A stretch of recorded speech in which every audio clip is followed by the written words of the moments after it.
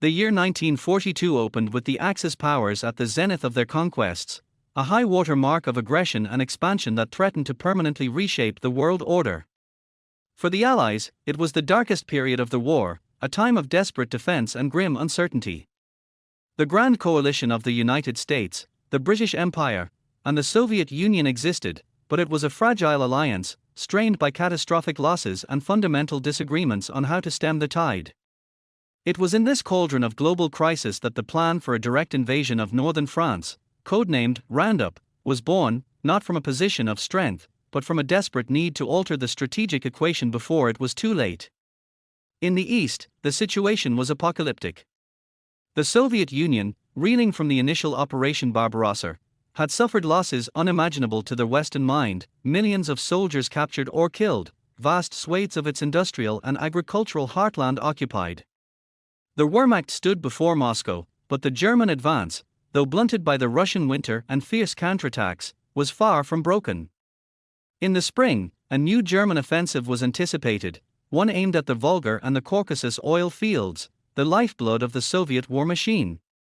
Joseph Stalin's demands for a second front in Western Europe were not merely requests, they were desperate pleas from a nation bleeding itself white to occupy the bulk of the German army. The fear in London and Washington was palpable. If the Soviet Union collapsed, the full, terrifying might of the German military would be turned westward, an eventuality that could lead to an unwinnable war. The Pacific theater was a disaster in its own right. The surprise attack on Pearl Harbor had been followed by a relentless Japanese advance across Southeast Asia. The fall of Singapore, the Gibraltar of the East, in February 1942 was a profound shock to British prestige and power.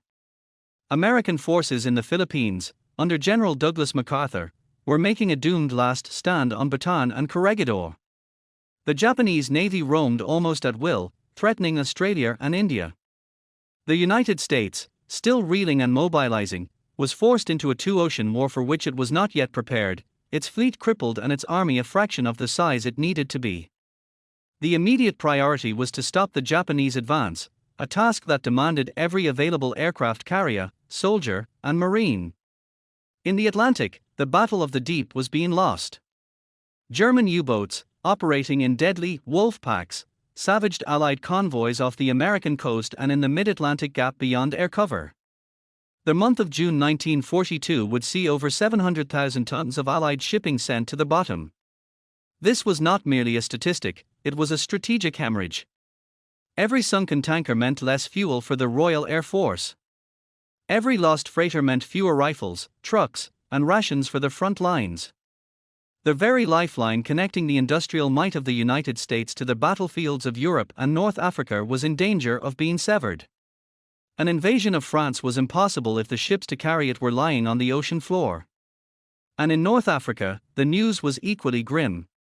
The legendary German General Erwin Rommel and his Afrika Korps had thrown the British Eighth Army into a headlong retreat. The fall of Tobruk in June 1942 was a stunning defeat, surrendering over 30,000 Commonwealth troops and opening the door to Egypt and the vitally important Suez Canal. The Middle East, with its crucial oil supplies, hung in the balance. For Winston Churchill, who was in Washington meeting with President Franklin Roosevelt when the news arrived, it was one of the heaviest blows I can recall during the war. This was the global context in which the debate over a cross-channel invasion raged. The United States, fresh, idealistic, and imbued with a can-do spirit, so the most direct path to victory, build a massive army, transport it to Britain, and strike directly at the heart of Nazi Germany through France. Their Roundup plan was the embodiment of this American strategic philosophy, a straightforward, concentrated application of overwhelming force. It was logical, simple, and appealed to the American desire for a decisive, war-winning campaign. But for the British, gazing out at this landscape of unrelenting catastrophe, the American plan seemed not just premature, but dangerously naive. Their memory of the slaughter in the trenches of the First World War was fresh. They had witnessed the fall of France in 1940 and had been driven from the continent at Dunkirk. They had a visceral understanding of the Wehrmacht's fighting prowess. To throw a green, untested American army and a depleted British army against the fortified coast of France in 1942, while the U-boats ruled the Atlantic and Rommel threatened the Middle East, seemed to them not like a gamble, but a recipe for catastrophic defeat that could lose the war. The tide of the Axis was high, and in London, the fear was that roundup would be a wave that would drown the Allied corps forever.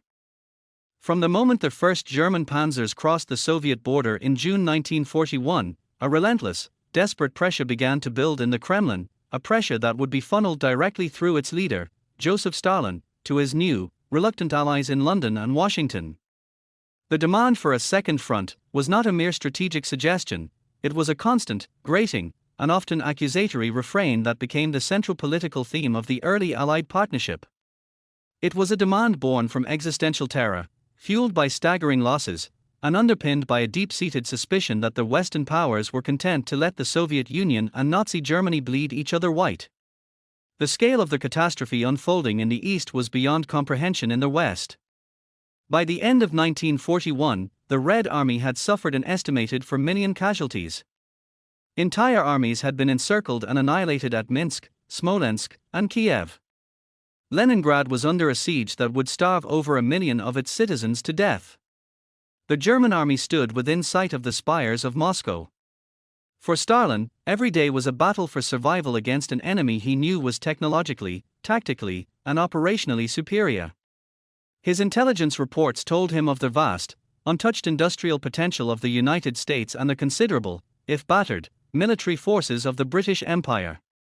From his perspective, the failure of the West to immediately open a major front in France was not just a strategic choice, it was a betrayal of the alliance and evidence of a sinister desire to see communism destroyed by the Nazi war machine. Stalin's diplomacy was as blunt and brutal as his rule.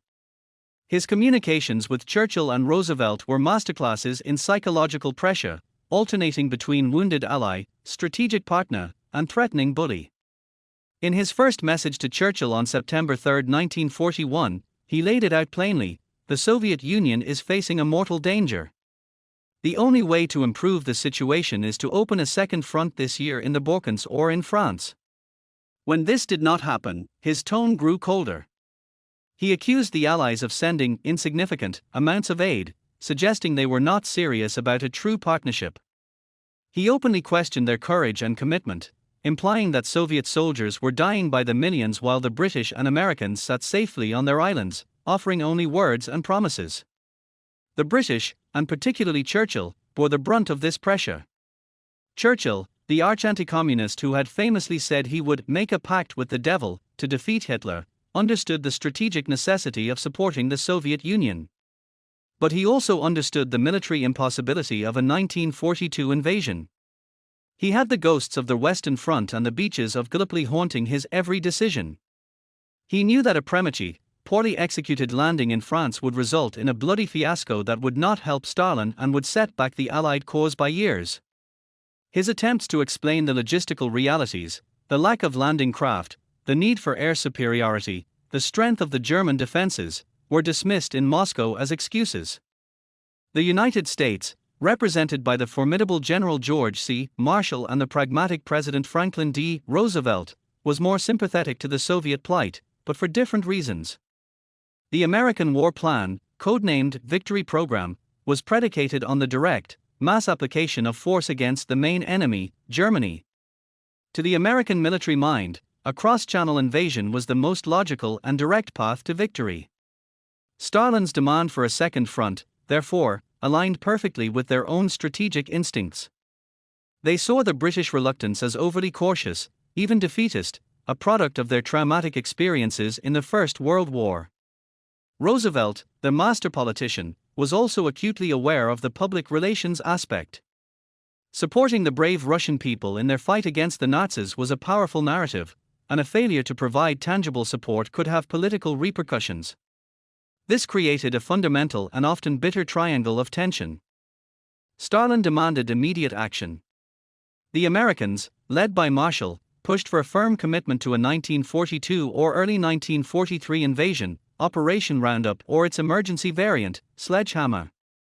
The British, with Churchill as their eloquent and stubborn spokesman, resisted, arguing for a peripheral strategy, first in North Africa, to clear the Mediterranean and weaken the enemy before the main event. For Stalin, the debate was not academic.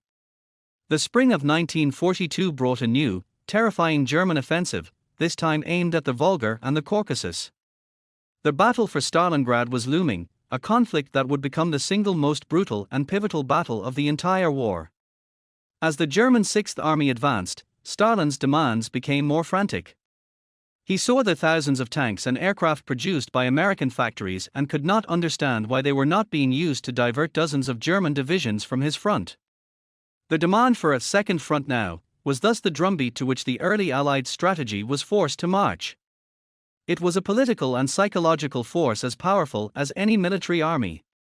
It shaped the agendas of summit meetings, fueled mistrust between the Allies, and forced American and British planners to spend countless hours devising and then discarding plans for invasions they knew were suicidal. It was a cry from a nation in its darkest hour, a demand that would not be silenced and that would ultimately force the Western Allies to prove their commitment not with words, but with a monumental, bloody effort on the beaches of Normandy, 2 years later than Stalin had wanted, but at a time when it could actually succeed. In the war rooms of Washington, D.C., far from the immediate pressures of London's fear and Moscow's desperation, a clear, logical, and audacious plan for winning the war in Europe was taking shape. This was not a reaction to crisis, but a proactive blueprint for victory, born from the American military mindset of directness, industrial scale, and overwhelming force. Its name was Roundup, and it was the brainchild of the U.S. Army's Chief of Staff, General George C. Marshall, and his brilliant planners. It represented the quintessential American way of war, and its adoption became the primary strategic objective of the United States in its early dealings with its British allies. The philosophical foundation of Roundup was simple: identify the enemy's center of gravity and strike it with maximum power. For Nazi Germany, that center of gravity was its heartland in Western Europe, protected by its armies in France. The American planners, led by Major General Dwight D. Eisenhower in the War Plans Division, rejected the British preference for a peripheral strategy, striking at the edges of the Axis empire in the Mediterranean or Scandinavia. They saw such campaigns as wasteful diversions, scatteration that would nibble at the edges of German power without delivering a decisive blow. To them, it was simple geometry: the shortest path to Berlin was through the French coast at the Pas de Calais. The plan itself, crystallized in the spring of 1942, was breathtaking in its scope and ambition. It called for a direct amphibious assault on the coast of northern France no later than April 1, 1943. The force envisioned was colossal: 48 Allied divisions, supported by 5,800 combat aircraft. This was not the desperate, emergency landing of the later Sledgehammer Plan. This was a full-scale invasion, designed to establish a permanent and expanding beachhead from which to launch the final campaign into Germany. The landing would be preceded and supported by a massive aerial bombardment campaign and would rely on the rapid capture of a major port, like Cherbourg or Le Havre, to facilitate the flow of the immense quantities of men and material required. The logic was compelling and, to the American military mind, irrefutable. First, it offered the quickest possible end to the war. A successful roundup in 1943 would avoid years of protracted, costly fighting on the periphery. Second, it was the most effective way to relieve pressure on the Soviet Union. A full-scale invasion would force Hitler to divert dozens of divisions from the Eastern Front, potentially preventing a Soviet collapse and ensuring the continued existence of a powerful ally grinding down the German army. Third, it played to America's greatest and, at the time, only decisive strategic advantage: its unmatched industrial capacity. The United States could not field a veteran army in 1942, but it could, by 1943, produce the ships, planes, tanks, and guns to equip one of unprecedented size and power. For General Marshall, Roundup was more than a plan, it was an article of faith. He believed that any other course of action was a dangerous diversion that would prolong the war and cost more lives in the long run. He saw the British advocacy for operations in North Africa as a timid, imperialist strategy designed to secure British interests in the Mediterranean rather than achieve a decisive military victory. Marshall and his deputy, General Eisenhower, prepared to travel to London in April 1942 with a clear ultimatum: adopt Roundup as the cornerstone of Allied strategy, or the United States would be forced to abandon the Germany First doctrine and shift its primary focus to their war in the Pacific, a prospect that horrified the British.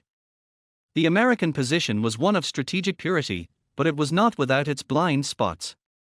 The plan, for all its grand scale, was largely theoretical. It glossed over the immense practical challenges that the British, with their hard-won experience, understood all too well. The planners assumed control of the skies, but the Luftwaffe was still a formidable force. They assumed the rapid build-up of a vast force in Britain, but the U-boat threat made the Atlantic a deadly gauntlet.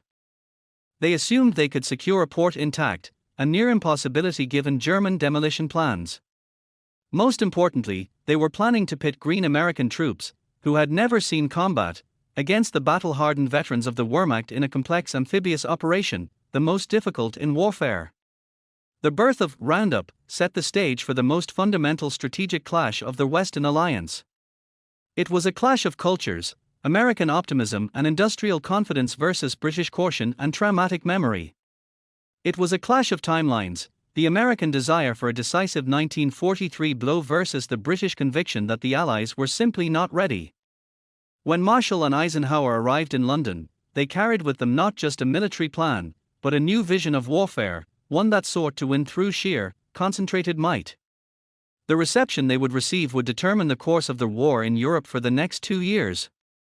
The Americans had their master plan. Now, they had to convince the architects of Dunkirk that it would work. While American planners like General Marshall looked at maps of France and saw geometry and logic, Winston Churchill looked at the same maps and saw ghosts. For Churchill, the passionate, complex, and strategically minded British Prime Minister, the debate over a 1942 or 1943 cross-channel invasion was not an abstract military calculation. It was a personal and national reckoning with a past trauma that had haunted him for nearly 3 decades and had very nearly ended his political career, the catastrophic failure of the Gallipoli campaign in the First World War. The ghost of Gallipoli was the silent, powerful third party in all strategic discussions with the Americans, a specter that shaped British caution and defined their absolute refusal to be rushed into a premature assault on Fortress Europe. In 1915, as First Lord of the Admiralty, Churchill had been the driving force behind a bold, strategic gamble. The plan was to force the Dardanelles Strait, knock the Ottoman Empire out of the war, and open a supply line to Russia. It was a classic, peripheral strategy, designed to strike at the soft underbelly of the Central Powers and break the bloody stalemate on the Western Front. The campaign was a masterpiece of conception but a failure of catastrophic proportions in execution. The naval assault failed, and the subsequent amphibious landings on the Gallipoli Peninsula became a nightmarish replay of the trench warfare in France, with Allied troops pinned down on narrow beaches beneath steep cliffs, subjected to relentless machine gun and artillery fire from a determined Turkish enemy. The campaign dragged on for 8 months, costing over 250,000 Allied casualties, before the humiliating decision to evacuate.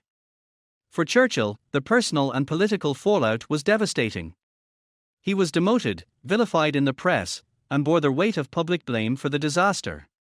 He resigned from the government and, in a profound act of personal atonement, went to serve on the Western Front himself. The lessons of Gallipoli were seared into his soul: the extreme difficulty and immense cost of amphibious operations against a defended coast, the fatal consequences of underestimating an enemy, the horror of watching a bold plan disintegrate into a bloody stalemate with no retreat possible. In 1942, every argument for sledgehammer or a hasty roundup sounded to Churchill like a grim echo of 1915. The parallels were, to him, terrifyingly clear. Once again, he was being pressured by an ally, this time the Soviets instead of the Russians, to launch a hasty offensive to relieve pressure on an eastern front. Once again, a bold plan was being advocated by staff officers who had never commanded in battle, based on optimistic assumptions and a dangerous underestimation of the enemy. The German defenses in France were far more formidable than the Turkish positions at Gallipoli. The Wehrmacht was a far more deadly and mobile opponent than the Ottoman army. A failed landing in France would not result in a stalemate, it would result in a Dunkirk-style massacre, with the best Allied divisions annihilated on the beaches or driven back into the sea. This historical trauma directly informed Churchill's strategic preferences. His advocacy for operations in North Africa and the Mediterranean was not, as the Americans sometimes suspected, merely about protecting imperial interests. It was a deliberate choice to engage the enemy where the risks were lower and the potential for learning and building confidence was higher. The North African desert was, in his view, a soft underbelly where the Allies could test their equipment, blood their troops, and develop combined arms tactics without the dire consequences of a failed amphibious landing. It was a way to wear down German strength progressively, like pulling the feathers from a tail, before attempting the decisive blow. When the Americans presented their plans in London, Churchill listened politely but with deep-seated dread. He saw the same intellectual brilliance and moral courage in Marshall that he himself had possessed in 1915, and it frightened him. He would later write of these discussions, "I was sure that a frontal assault by landing tanks on the French coast would lead to a bloody defeat of the first magnitude." He used all his formidable oratorical skills to dissuade them. Speaking of the Channel running red with the blood of Allied youth and their corpses floating in the sea. The ghost of Gallipoli, therefore, was not a sign of cowardice, but a hard-won wisdom born of catastrophic failure. It made Churchill the most determined and effective opponent of a premature second front. He was not against a cross-channel invasion in principle, he was fervently for it, but only when the conditions were overwhelmingly favorable.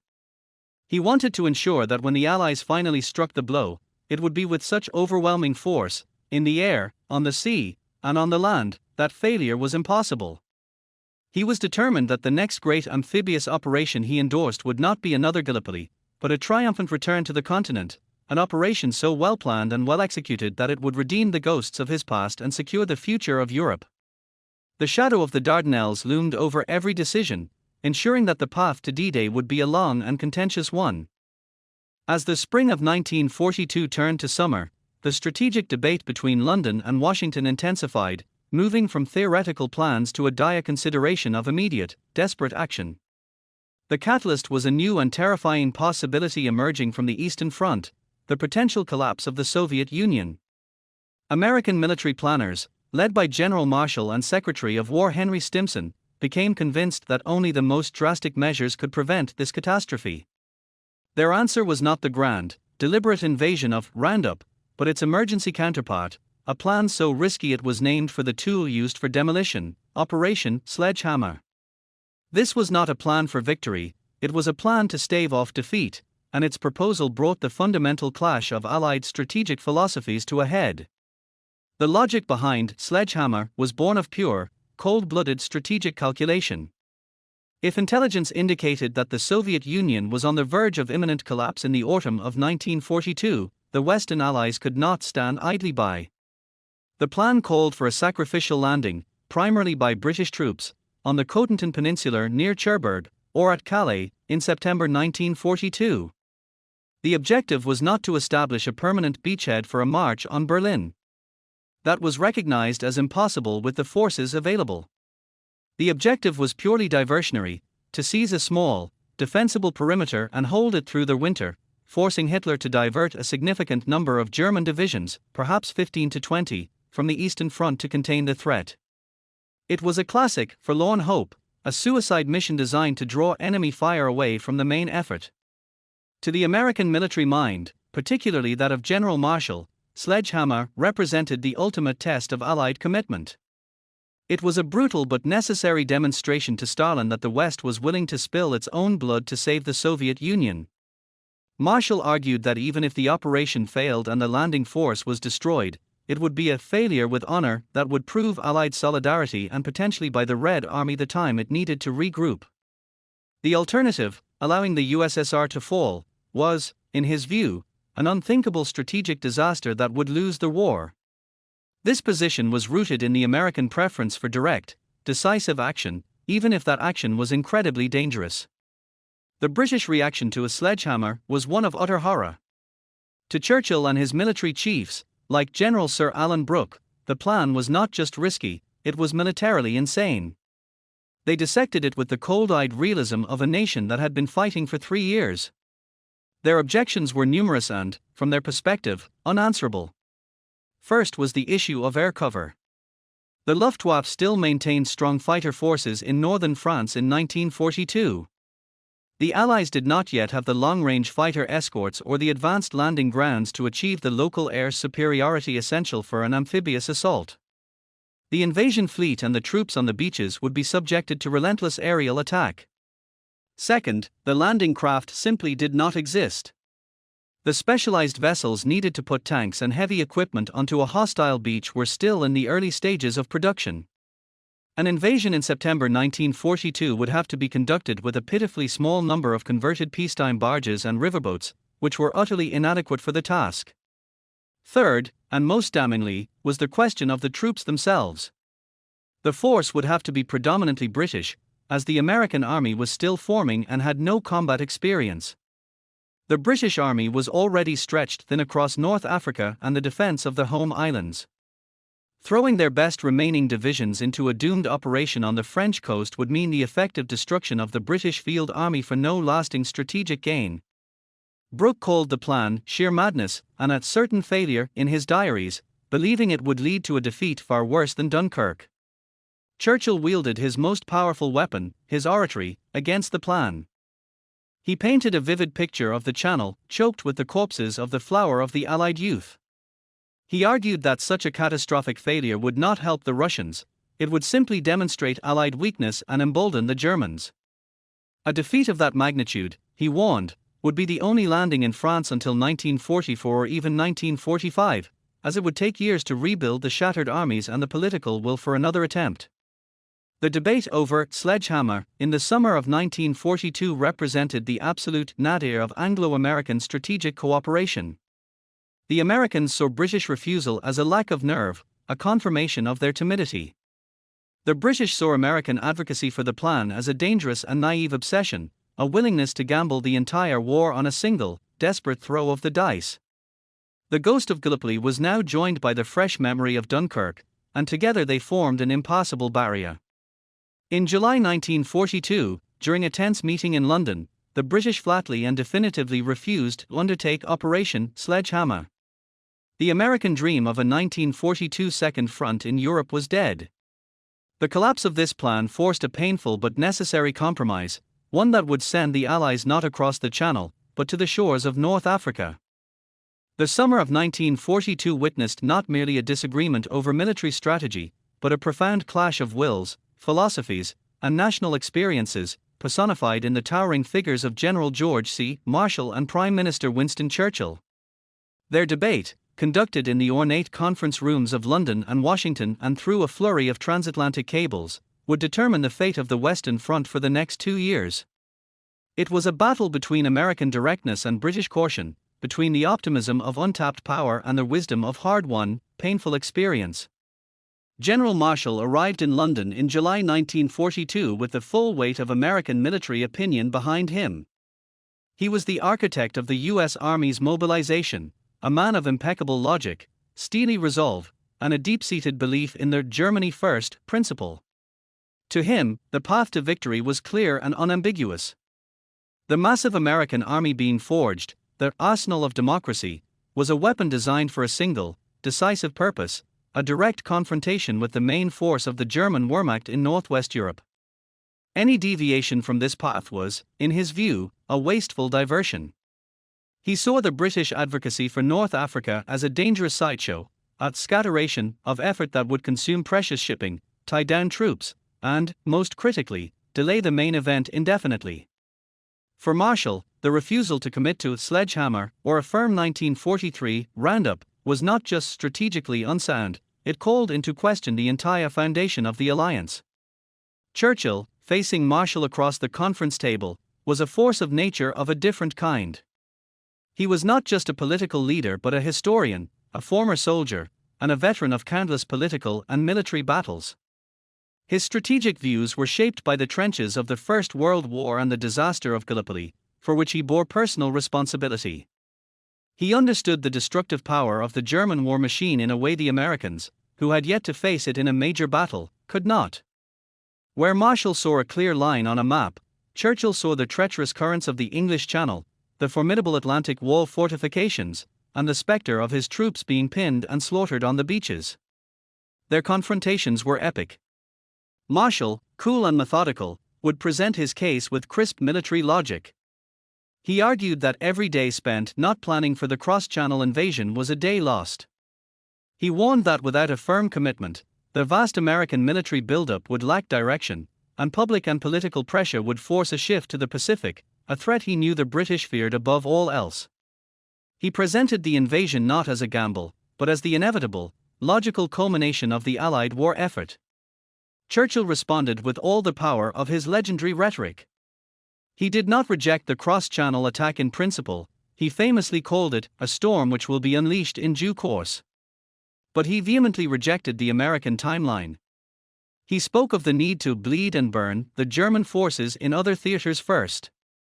He painted vivid, terrifying word pictures of the potential disaster: landing craft destroyed by the Luftwaffe, divisions isolated and annihilated for lack of armor, the Channel running red with Allied blood. He argued that a failed invasion would be the greatest gift they could give Hitler, setting the Allied cause back by years. For Churchill, North Africa was not a diversion, but a necessary, soft underbelly where the Allies could gain experience, secure the Mediterranean, and build confidence for the greater test to come. The debate reached its climax in July. Marshall, backed by Secretary of War Stimson and Presidential Advisor Harry Hopkins, made a final, forceful push for a 1942 invasion. The meetings grew tense. The Americans felt the British were being obstinate and defeatist. The British felt the Americans were being dangerously naive, trying to rush a complex military operation they had no experience in conducting. Ultimately, Churchill held the stronger hand, and he played it masterfully. He was their host. The troops and the landing craft for a 1942 invasion would have to be predominantly British. He simply said no.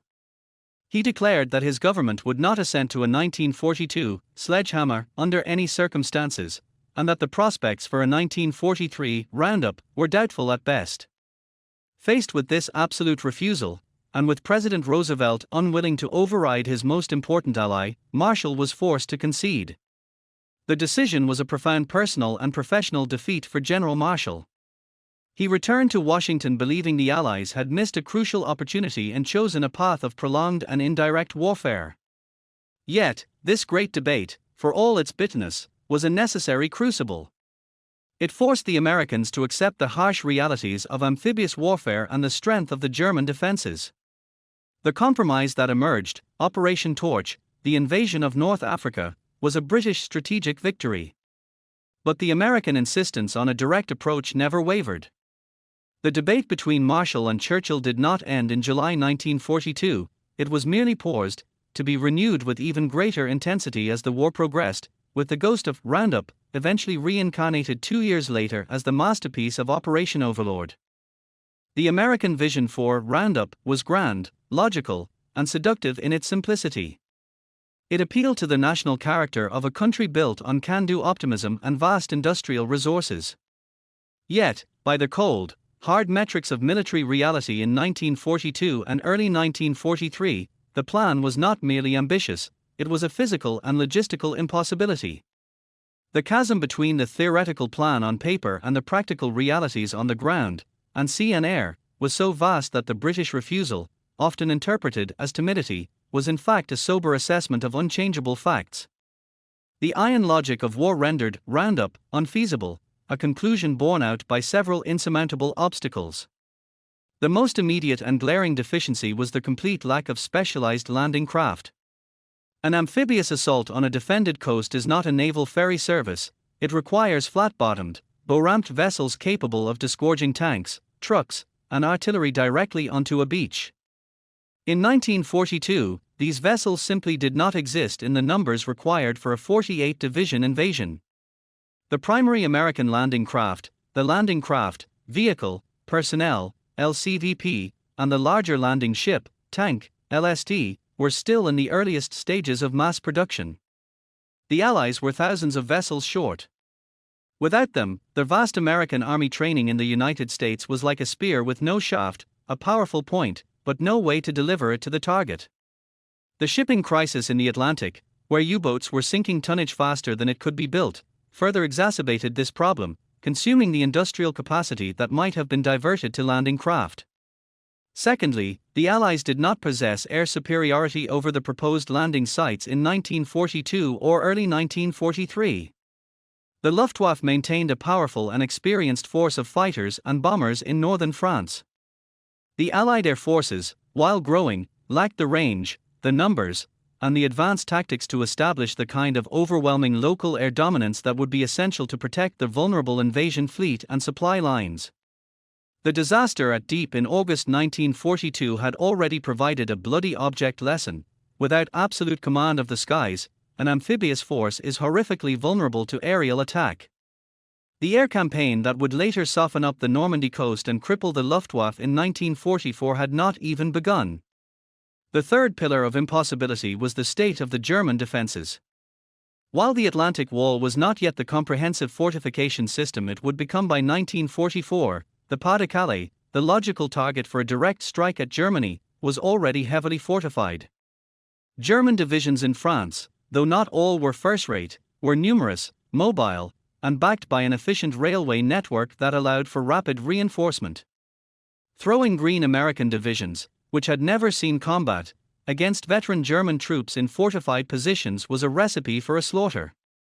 The Wehrmacht's operational skill, demonstrated in its devastating counterattacks, meant that any landing that did not immediately achieve deep penetration would be contained and then crushed. The fourth critical factor was the lack of a major, functioning port. Their Roundup plan relied on the rapid capture of Cherbourg or Le Havre to sustain the massive logistical tail of a modern army. The Germans, having learned from their own successful sieges, had comprehensive plans to demolish port facilities. The Allies had not yet developed the technology or the concept for the artificial, mulberry, harbors that would be so critical to D-Day's success. Without a port, the entire invasion force would wither on their vine, stranded on the beaches without the fuel, ammunition, and reinforcements needed to break out. Finally, the strategic picture globally made a 1942-43 invasion untenable. The Pacific War was consuming vast resources as the U.S. Navy and Marines fought a desperate holding action against Japan. The Battle of the Atlantic was at its peak, demanding every available escort vessel. The campaign in North Africa, once agreed upon, tied down hundreds of thousands of troops and thousands of ships. There were simply not enough resources, ships, planes, or seasoned troops, to open a major second front in France while simultaneously fighting in the Pacific, securing the Atlantic lifeline, and engaging the enemy in the Mediterranean. The iron logic was thus a chain of interconnected impossibilities. No landing craft meant the army could not land, no air superiority meant the landing force would be destroyed, no port meant it could not be supplied, and global commitments meant the necessary resources were elsewhere. The British were not being obstructive, they were being realistic. They understood that willpower alone could not bridge these material gaps. The failure to launch Roundup was not a failure of nerve, but a recognition of these stark realities. The plan was a masterpiece of theory, but it was a theory divorced from the practical, brutal facts of war in 1942. The 2-year delay imposed by this iron logic, though frustrating to the Americans and infuriating to the Soviets, would ultimately provide the time needed to solve every one of these problems, turning the impossible dream of Roundup into the triumphant reality of Overlord. With the acrimonious collapse of their sledgehammer proposal and the postponement of Roundup, the Western Alliance stood at a strategic precipice in the summer of 1942. A complete breakdown in Anglo-American cooperation seemed possible. It was at this critical juncture that President Franklin D. Roosevelt, the master politician, intervened directly. Faced with a military deadlock and a pressing need to engage American forces against Germany before the end of the year, he sided with Churchill. The compromise, bitterly opposed by his own military chiefs, was Operation Torch, the invasion of French North Africa. This decision averted a crisis in the alliance but committed the Allies to a Mediterranean strategy that would consume the next year and define the contentious path to victory. For Churchill, North Africa was the perfect, soft underbelly. It offered multiple strategic advantages that a direct assault on France could not. First, it would clear the Axis from the southern shore of the Mediterranean, reopening their vital sea lane through the Suez Canal to the Far East, saving thousands of miles of voyage around the Cape of Good Hope. Second, it would trap Rommel's Afrika Korps between the new Anglo-American force landing in Morocco and Algeria and the British 8th Army advancing from the east in Egypt. The destruction of this veteran German-Italian army would be a significant blow. Third, and perhaps most importantly to Churchill, it provided a relatively safe theater where the Green American Army could gain invaluable combat experience against a smaller German force, far from the impregnable defenses of the Atlantic Wall. For General Marshall and the U.S. War Department, Operation Torch was a profound strategic defeat.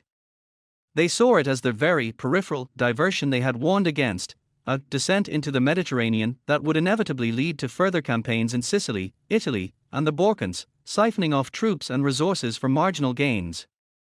Marshall famously warned that opening the Mediterranean theater was like a suction pump that would draw in ever more Allied divisions for limited strategic return. They argued it would do little to relieve pressure on the Russians, as it would not force a significant diversion of German divisions from the Eastern Front. To them, it was a costly sideshow, a political solution to a military problem. President Roosevelt's decision was driven by political and pragmatic imperatives. The United States had been in the war for almost a year, and its ground forces had yet to fire a shot against Germany. Public and political pressure was building for action. The midterm elections were approaching, and the Second Front Now movement, fueled by Soviet propaganda, was gaining traction. Roosevelt needed to get American boys into their fight against Hitler, and Torch was the only viable option for 1942. Furthermore, he understood that the alliance with Britain was the cornerstone of the war in Europe. To override Churchill completely on a matter he considered existential would risk fracturing that partnership beyond repair. The landings in November 1942 were a spectacular success, a masterpiece of logistics and planning that put 65,000 Allied troops ashore in Morocco and Algeria with minimal casualties. However, the subsequent campaign validated both British hopes and American fears.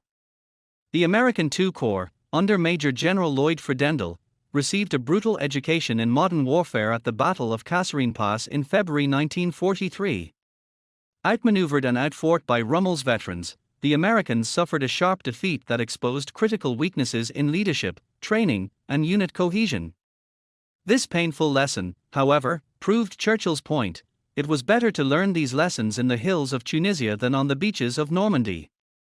The subsequent reorganization, including the appointment of General George Patton to command, forged the U.S. Army into a harder, more capable fighting force.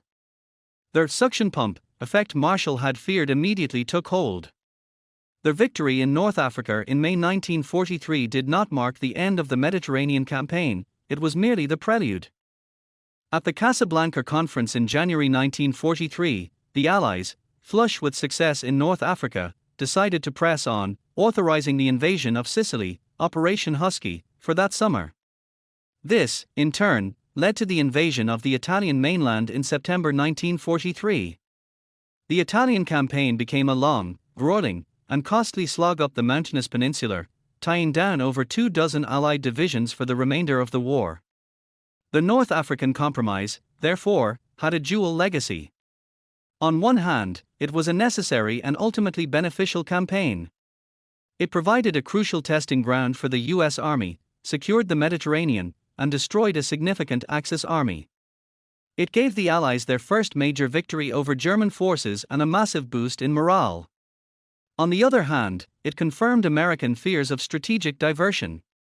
The campaign absorbed the resources and focus that could have been used to build up forces in Britain for a 1943 roundup. It delayed the cross-channel invasion by at least a year, a delay that Stalin never fully accepted or forgave. The compromise of Operation Torch set the Allied course for 1943, committing them to a Mediterranean strategy that, while successful in its own right, ensured that the decisive blow against Germany would not fall until 1944. It was the messy, contentious, but ultimately necessary path to creating an alliance and an army capable of executing the D-Day landings. The 2-year delay between the conception of Roundup and the execution of Overlord was a source of immense frustration, particularly for American planners and their Soviet allies. It prolonged the war, cost countless lives on the Eastern Front, and fueled deep-seated tensions within the Grand Alliance. Yet, this very delay, forced by British caution and logistical reality, was the single most important factor in ensuring the success of the D-Day landings on June 6, 1944. The failure to launch Roundup was not a lost opportunity, but a necessary gestation period that allowed the Allies to transform a theoretical, high-risk gamble into a meticulously planned, overwhelmingly powerful, and ultimately triumphant operation. The ghost of Roundup did not haunt Overlord, it fathered it, by providing the time to solve the very problems that had made the earlier plan impossible. The most tangible legacy of the delay was the creation of the physical tools for victory. In 1942, the Allied arsenal was critically short of the specialized equipment required for a major amphibious assault. By 1944, American and British shipyards had produced these tools in staggering numbers. The iconic landing craft, vehicle, personnel, LCVP, or Higgins boat, the larger landing craft, tank, LCT, and the massive landing ship, tank, LST, were now available by the thousands. This armada of specialized vessels was the direct result of the industrial breathing space granted by the delay. Furthermore, the delay allowed for the development and construction of the two Mulberry artificial harbors, a concept that did not even exist in 1942. These engineering marvels were the definitive answer to the Roundup problem of port capture, ensuring that the invasion force could be supplied over open beaches regardless of whether Cherbourg or another port was captured intact. The delay also allowed for the achievement of absolute air superiority, a precondition for success that was utterly absent in 1942-43. The two-year interlude saw the relentless expansion of the Allied air forces and the systematic execution of the point-blank directive, a coordinated bomber offensive aimed at destroying the German Luftwaffe. By D-Day, the Allies could deploy over 11,000 aircraft against a Luftwaffe that was a hollowed-out, defensive force. This dominance meant that the invasion fleet could cross the Channel largely unmolested, German reinforcements could be interdicted and destroyed from the air, and the battlefield could be isolated. The paratrooper drops of the 82nd and 101st Airborne Divisions, a critical element of the Overlord Plan, would have been suicidal in the face of the robust German air defenses of 1942. Perhaps the most crucial legacy was the transformation of the Allied armies, particularly the American force. In 1942, the U.S. Army was a collection of enthusiastic but green recruits with leaders who had never commanded large formations in combat. The Mediterranean campaigns, which Marshall had so vehemently opposed, became the essential crucible that forged a battle-hardened, professional army. The painful lessons of Kasserine Pass taught the Americans about combined arms warfare, the importance of anti-tank defense, and the need for aggressive, flexible leadership. Veterans of Tunisia, Sicily, and Italy brought this hard-won experience to the shores of Normandy. They were no longer amateurs, they were seasoned soldiers who understood the German way of war and knew how to defeat it. Their high command, too, had been tested. Eisenhower, Montgomery, Bradley, and Patton had all learned to work together, to manage vast armies, and to outthink a skilled enemy. This period also allowed for an intelligence and planning revolution. The failure at Dieppe in 1942 had underscored the need for meticulous planning and deception. The delay gave the Allies time to perfect the art of fortitude, the elaborate deception plan that convinced Hitler the real invasion would come at the Pas-de-Calais, thereby pinning down critical German reserves. It allowed for the detailed photographic reconnaissance of the French coast, the work of the French resistance, and the breaking of German Enigma codes to provide an unparalleled picture of enemy dispositions. The Overlord Plan was not a simple blueprint, it was a living, evolving document that incorporated lessons from every previous amphibious operation. Finally, the strategic landscape had shifted decisively by 1944. The German army, though still formidable, was a depleted force, bled white by 3 years of brutal warfare on the Eastern Front. Its best divisions had been destroyed at Stalingrad and Kursk. In 1942, the Wehrmacht was at its peak. By 1944, it was a shadow of its former self, forced to rely on static defensive formations and conscripts. The delay had allowed the Soviet Union to bear the brunt of the German war machine, achieving the very attrition that Churchill had advocated for, but at a horrific human cost. The legacy of Roundup, therefore, is not one of failure, but of necessary evolution. The plan's core objective, a direct, massive assault on Northwest Europe, remained unchanged. But the 2-year delay transformed it from a desperate gamble into a calculated, winnable battle. It provided the time to build the ships, train the armies, win the air war, and weaken the enemy. The D-Day that happened in 1944 was not the Roundup that was proposed for 1943, it was a bigger, better, and infinitely more sophisticated operation. The delay, forced by the iron logic of logistics and the ghost of Gallipoli, was the price the Allies paid for victory. Without it, the beaches of Normandy might have become just another tragic chapter in the long history of failed invasions, rather than the beginning of the end for Nazi Germany. The cancellation of Operation Roundup remains one of history's most tantalizing what-if scenarios. The clean, decisive victory it promised, an early end to the war, millions of Soviet lives saved, the Holocaust potentially shortened, makes its abandonment a painful point of contemplation. But to properly assess its chances, we must move beyond this appealing narrative and conduct a clear-eyed, evidence-based wargame of a 1943 cross-channel invasion. When we do, the overwhelming probability emerges not of a triumphant march to Berlin, but of a catastrophic Allied defeat that could have prolonged the war or even altered its outcome. The core assumption of a successful roundup was overwhelming Allied material superiority. However, in April 1943, this superiority was more theoretical than real. The massive American military machine was still cranking up, many divisions were still training in the United States. The landing craft crisis was at its peak. An invasion in 1943 would have been launched with a fraction of the naval assets available for D-Day. The initial landing force would have been smaller, more vulnerable, and with a much thinner logistical tail. The Mulberry harbors were not yet conceived, the entire operation would have hinged on capturing a major port intact, a near impossibility given German demolition plans. The supply situation would have been precarious from day one. The German defenses, while not yet the finished Atlantic Wall of 1944, were formidable, especially in the Pas-de-Calais, the logical and shortest crossing point from Britain. More critically, the German army in the West was fundamentally different in 1943. It was not yet the depleted, static force of 1944, bled white by the Eastern Front and stripped of its mobile reserves for the Normandy counterattack. In 1943, the Wehrmacht was at the peak of its operational prowess, with veteran, full-strength panzer divisions held in reserve in France. The 1st SS Panzer Division Leibstandarte, for example, was refitting in France in early 1943 after its Eastern Front campaign. These elite, mobile formations would have been unleashed on a vulnerable beachhead with a speed and violence the green American troops had never experienced. The Allied air situation in early 1943 was also dangerously ambiguous. The combined bomber offensive was just beginning.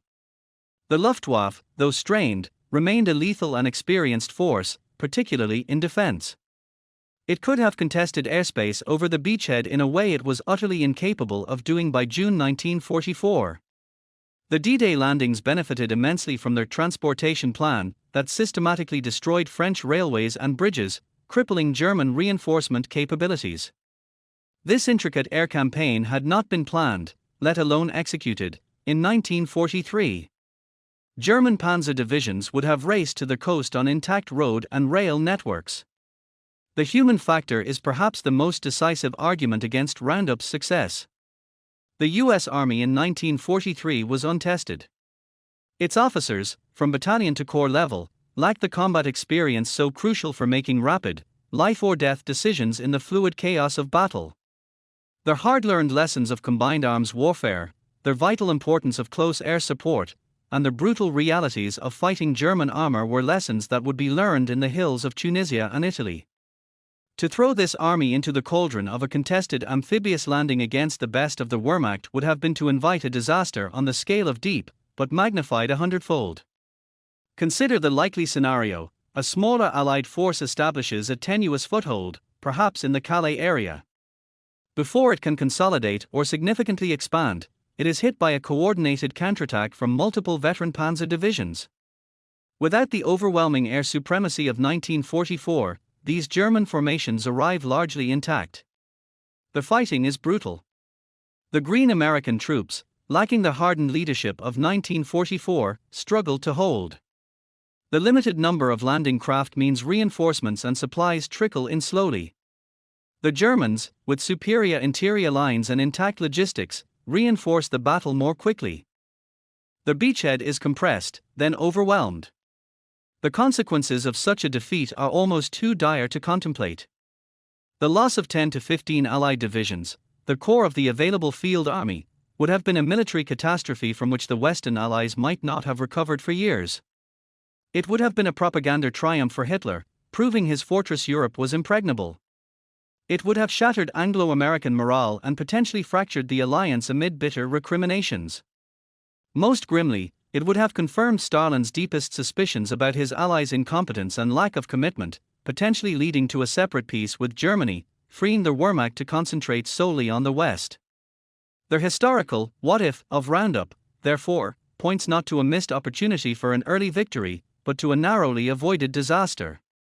The 2-year delay, however frustrating, was not a strategic mistake but a strategic necessity. It allowed the Allies to build the necessary tools, gain the essential experience, and weaken the enemy to the point where victory was not just a hope, but a probability. The failure of Roundup to launch was not a failure of will, but a triumph of sober military judgment over dangerous strategic temptation. The road to D-Day was long and contentious, but it was the only road that led to victory. The journey from the theoretical Roundup of 1942 to the executed Overlord of 1944 was not a simple delay, it was a period of profound and necessary evolution. This 2-year interlude represented the most critical transformation of the Allied war effort in Europe, a period where raw potential was forged into battle-hardened reality. The plan that hit the beaches on D-Day was not a larger version of its predecessor, it was a different, more sophisticated, and infinitely more powerful instrument of war, refined by experience, technology, and a vastly improved understanding of the enemy. The evolution from Roundup to Overlord was the difference between a desperate gamble and a calculated masterstroke. The most visible evolution was in the scale and specialization of the invasion force. Roundup envisioned a 1943 landing with what was then considered a massive force. But Overlord dwarfed it. The D-Day Armada consisted of over 5,000 vessels, compared to the perhaps 2,500 that could have been scraped together a year earlier. This was not just a numerical increase, it was a qualitative leap in amphibious capability. The 2-year delay allowed for the mass production of specialized landing craft that simply did not exist in 1942, the DUKW amphibious truck, the LST, landing ship, tank, and the LCT, landing craft, tank. Most importantly, it allowed for the conception and construction of the Mulberry artificial harbors, the single most important innovation that solved Roundup's unsolvable port problem. Overlord did not need to capture Cherbourg intact, it brought its own ports. The Allied air forces underwent a revolution. In 1942, the Luftwaffe could still contest airspace over northern France. Their Overlord of 1944 benefited from the success of their point-blank offensive, which had systematically attrited the German fighter force and crippled its fuel production. The Allies achieved not just air superiority, but air supremacy. This allowed for their transportation plan, a meticulous campaign to destroy bridges, railways, and marshalling yards in northern France, effectively isolating the Normandy battlefield. This strategic air component, which would have been impossible in 1943, was a key enabler for Overlord, slowing German reinforcements to a crawl. Their Roundup plan had no such intricate air component, it assumed control of the skies without a clear path to achieving it. The intelligence and deception capabilities of the Allies were transformed. Their Overlord plan was backed by an unparalleled intelligence-gathering apparatus, from ultra-decrypts of German Enigma codes to the work of the French resistance and relentless aerial reconnaissance. This provided a remarkably accurate picture of German dispositions. Furthermore, the Allies had learned the art of strategic deception. Operation Fortitude, which created the fictitious 1st U.S. Army Group, FUSAG, poised to strike at the Pas-de-Calais, was a masterpiece of misdirection that kept Hitler's best divisions, and his attention, focused away from Normandy for crucial weeks. Roundup, by contrast, would have likely targeted the Pas-de-Calais directly, the most heavily defended sector, with no sophisticated deception plan to divert enemy reserves. The human element of the army evolved most critically. Their Roundup force would have been built around a core of inexperienced American divisions and British units still recovering from Dunkirk and the battles in North Africa. Their Overlord force was a veteran army. American commanders like Bradley, Patton, and their corps and division commanders had been blooded in the Mediterranean. They understood German tactics, the importance of initiative, and the brutal realities of combined arms warfare. The troops themselves were no longer green recruits, they were professionals. This experience was the intangible factor that allowed the Allies to withstand the initial shock of the landings and the fierce German counterattacks, particularly around Omaha Beach and the Bocage country. A roundup force would have likely broken under similar pressure. Finally, the enemy had been fundamentally weakened. The 2-year delay allowed the Soviet Union to grind down the Wehrmacht's best units in the epic battles of Stalingrad and Kursk. By June 1944, the German army in the West was a hollowed-out force. Many of its divisions were static fortress divisions with limited mobility, and its panzer reserves were a fraction of their former strength. The elite panzer divisions that would have been the backbone of the German defense in 1943 had been destroyed or crippled in the east. Their overlord force landed against a weakened, depleted enemy. The roundup force would have faced the Wehrmacht at its zenith. The evolution from roundup to overlord was therefore a comprehensive transformation across every domain of warfare. It was the shift from a plan based on industrial potential to one executed with industrial reality. It was the move from hoping for air superiority to engineering air supremacy. It was the growth of an army from a collection of units into a cohesive, experienced fighting force. The 2-year delay was, in fact, the essential incubation period required for victory. Roundup was the ambitious blueprint, Overlord was the finished, battle-tested cathedral. The path to D-Day was not a straight line, but it was the only path that led to a successful return to the continent and the ultimate defeat of Nazi Germany. The thunderous opening barrage of Operation Overlord on June 6, 1944, was not merely the start of a battle, it was the culmination of 2 years of the most intense preparation, debate, and industrial mobilization in military history. The temptation to view the postponement of a second front as a 2-year failure, a period of lost opportunity and unnecessary death on the Eastern Front, is understandable, but strategically myopic. When the first Allied soldier stepped onto the sands of Normandy, he did so as part of a masterpiece of military art, an operation so vastly superior to anything that could have been attempted in 1942 or 1943 that its success was, if not guaranteed, overwhelmingly probable. The long, contentious wait was not a strategic error, it was the essential precondition for a victory that reshaped the world. The sheer, overwhelming force of Overlord stands as the ultimate justification for the delay. Compare the reality of June 1944 with the theoretical invasion of April 1943. Overlord launched with 156,000 troops on the first day, delivered by a naval armada of 6,939 vessels. The air umbrella consisted of 11,590 aircraft that had already won total air supremacy. This was not just a larger version of Roundup, it was a different category of operation. The industrial might of the United States, given those extra 24 months, had produced the tools of victory in unimaginable numbers: the landing craft, the trucks, the tanks, and the artificial harbors that made sustained combat on the continent possible. The 1943 version would have been a frail thing by comparison, a skeleton force hoping for the best, while the 1944 version was a juggernaut designed to absorb the worst the Wehrmacht could offer and keep advancing. This force was wielded by a command structure and soldier corps that had been forged in the fires of the Mediterranean. The Green American Army of 1942, whose commanders had never led a corps in battle, had been transformed. At Salerno and Anzio, they learned the brutal necessities of contested landings. In the hills of Tunisia and the mountains of Italy, they learned how to fight and defeat German veterans. The man chosen to command Overlord, General Dwight D. Eisenhower, had cut his teeth as a supreme commander in the politically and militarily complex torch landings. His principal subordinates, Montgomery, Bradley, Patton, were now seasoned army commanders. This hard-won experience was the intangible asset that money could not buy and factories could not produce. It was the difference between a plan on paper and the ability to adapt that plan under fire, to recover from the chaos of Omaha Beach, and to prevail in the brutal hedgerow fighting of the Bocage.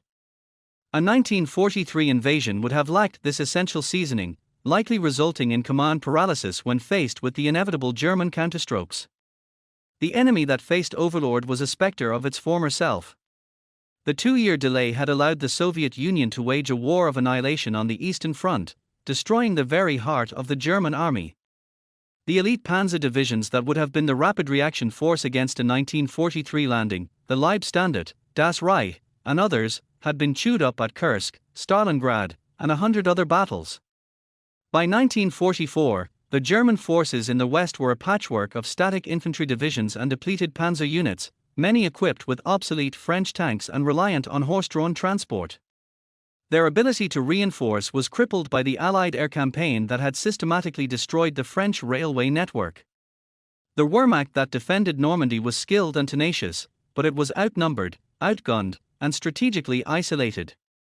Their fortress Europe of 1944 had crumbling walls. In 1943, its defenses were at their peak. Furthermore, the operational art of Overlord was light years ahead of what had been conceived for Roundup. The deception plan, Fortitude, was a work of strategic genius, convincing Hitler and the German High Command until late July that the real invasion was still coming at the Pas de Calais. This held the powerful German 15th Army in place, away from the critical fighting in Normandy. The intricate coordination of air, sea, and land forces was the product of years of joint planning and exercises. The very choice of Normandy, a less defended but logistically challenging coast, showed a sophistication of thought that was absent from the earlier, more direct plans. The cost of waiting was undeniably high. It was paid in the blood of Soviet soldiers and civilians, and in the prolonged horror of the Holocaust. This moral burden weighed heavily on Allied leaders then and remains a somber part of their historical reckoning. Yet, from a cold military perspective, a failed invasion would have been an even greater tragedy. A catastrophic defeat on the beaches of France in 1943 would have prolonged the war indefinitely, potentially allowing Germany to consolidate its gains and forcing a negotiated peace. It would have shattered the Western Alliance and demoralized the free world. The masterpiece of 1944, therefore, was not an accident of history. It was the deliberate, if painful, product of choosing the path of highest probability for ultimate victory over the path of highest risk for immediate, but likely fleeting, action. The success of D-Day and the subsequent campaign that liberated Western Europe in 11 months stand as the ultimate vindication of that difficult choice. Their wait was agonizing, but it produced an operation of such immense power and precision that it broke the back of the Nazi war machine in the West. The soldiers who landed on D-Day did not just carry their own gear, they carried the accumulated wisdom, industry, and experience of 2 years of global war. They were the sharpened tip of a spear that could only have been forged in time, and their victory proved that in war, timing is not just everything, it is the only thing.